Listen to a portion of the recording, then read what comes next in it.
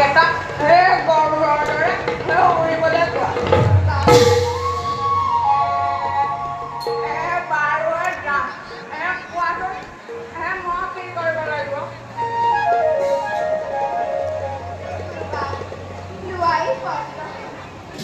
মই চকুৰ পানী এৰি পঠাইছো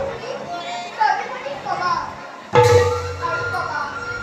কৰ্মটোতে শুদ্ধ অন্তেৰ বাহিৰ গুৰুবা তুমি তাৰণাতে কৰি